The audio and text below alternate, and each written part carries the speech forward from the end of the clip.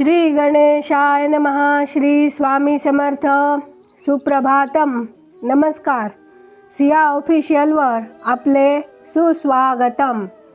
योगेशं सच्चिदानंदं वासुदेवं व्रजप्रियं धर्मसंस्थापकं वीरं कृष्णं वंदे जगद्गुरुं. आज आपण महाभारतातल्या पहिल्या खंडातल्या आदी पर्वातले तिसरे पर्व पौष पर्व वाचायला सुरुवात करूया.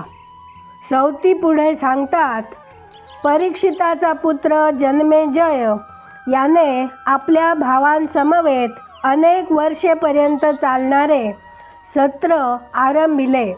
श्रुतसेन, उग्रसेन आणि भीमसेन असे त्याचे 3 भाऊ होते. ते सर्व त्या सत्राचे अनुष्ठान करीत असता सारमेय म्हणजे सरमा नामक देवशुनीचा पुत्र तेथे आला. जन्मेजयाच्या भावांनी त्याला मारले. मोठ्याने आक्रोश करीत तो आपल्या आईकडे गेला. आक्रोश करणाऱ्या आपल्या पुत्राला मातेने विचारले, तू का बरं रडत आहेस? तुला कोणी मारले का? आईने असे विचारल्यावर तो म्हणाला, जन्मेजयाच्या भावांनी मला मारले. आई त्याला उलट म्हणाली, तू खचितच त्यांचा काहीतरी अपराध केला असला पाहिजे, म्हणूनच त्यांनी तुला मारले असेल. तो आईला पुन्हा म्हणाला, आई, मी त्यांचा अपराध केला नव्हता. यज्ञातील हवीर भागांकडे मी बघितले देखील नाही. मग त्यांना तोंड लावणे दूरच राहिले. ते ऐकल्यावर त्याची माता सरमा पुत्राच्या दुःखाने दीन झाली आणि जन्मेजय आपल्या भावांसमवेत जेथे दीर्घ सत्राचे अनुष्ठान करीत होता तेथे ती गेली. क्रुद्ध झालेल्या त्या सरमेने जन्मेजयाला विचारले, या माझ्या पुत्राने तुझा कसलाही गुन्हा केला नव्हता. त्याने तुमच्या हवीर भागांकडे ढुंकून सुद्धा पाहिले नव्हते. त्यांना तोंड लावले नव्हते. मग त्याला तुम्ही का बरे मारले? यावर तो काहीही बोलला नाही. तेव्हा ती सरमा त्यांना म्हणाली, या माझ्या मुलाने तुमचा कसलाही अपराध केला नव्हता, तरी तुम्ही त्याला मारले. जन्मेजया, आता काहीतरी अकल्पित संकट तुझ्यावर कोसळेल. देवशुनी सरमा जन्मेजयाला असे बोलल्यावर जन्मेजय फार गांगरून गेला आणि खिन्न झाला. ते सत्र समाप्त झाल्यावर जन्मेजय हस्तिनापुराला परत गेला.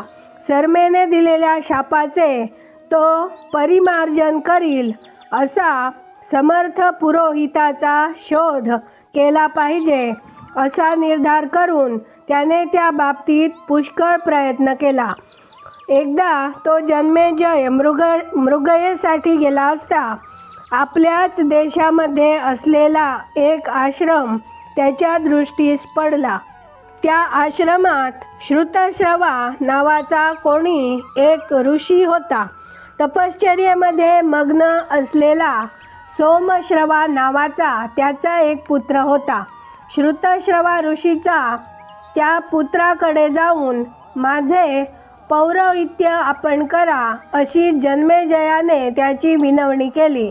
श्रुतश्रवा ऋषीला नमस्कार करून परीक्षित पुत्र जन्मेजय त्याला म्हणाला, भगवान, आपल्या या पुत्राने माझे पौरोहित्य करावे अशी माझी इच्छा आहे.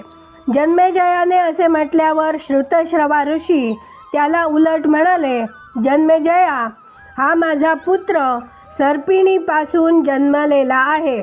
तो महातपस्वी आणि वेदाभ्यासनिरत आहे. मी केलेल्या तपाच्या सामर्थ्याने तो संपन्न आहे. माझे वीर्य सर्पिणीने प्राशन केल्यामुळे तिच्या उदरी तो जन्माला आला. तुला मिळालेल्या शापामुळे जी घोर संकटे तुझ्यावर कोसळण्याचा संभव आहे, ती सारी संकटे दूर करण्यास तो समर्थ आहे. पण महादेवाने तुला दिलेल्या शापाचे परिमार्जन मात्र तो करू शकणार नाही. पण याचा एक गुप्त नियम आहे.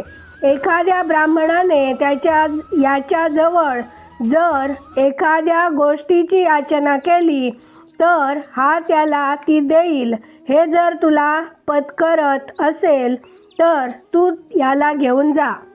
श्रुतश्रवा ऋषी जन्मेजयाला असे म्हणाल्यावर, भगवन, आपले म्हणणे मला मान्य आहे, असे जन्मेजय उलट म्हणाला.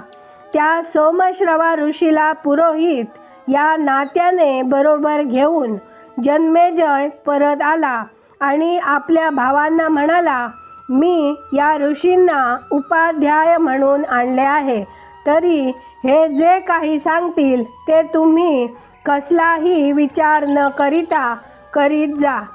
जन्मेजयाने अशी आज्ञा केल्यावर त्याच्या भावांनी त्याच्या मर्जीप्रमाणे वागण्यास सुरुवात केली. भावांना याप्रमाणे आदेश देऊन जन्मेजय तक्षशिला नावाचा देश जिंकण्यासाठी निघाला आणि तो देश त्याने काबीज केला. या सुमारास अपोदपुत्र धौम्य नावाचे एक ऋषी तेथे होते. उपमन्यू, आरुणी आणि वेद असे धौम्य ऋषींचे 3 शिष्य होते. आता पुढे या 3 शिष्यांची आणि धौम्य ऋषींची कथा आपण उद्या ऐकूया. आज आपण इथे थांबूया. याचा पुढचा भाग उद्या वाचूया. माझ्या सिया ऑफिशियलला सबस्क्राईब केले नसेल तर आत्ताच सबस्क्राईब करा. बाजूच्या बेलवर क्लिक करा. लाईक करा, शेअर करा. कमेंटमध्ये तुमचे विचार नक्की कळवा आणि राधे राधे लिहायला विसरू नका. धन्यवाद. जय श्री कृष्ण.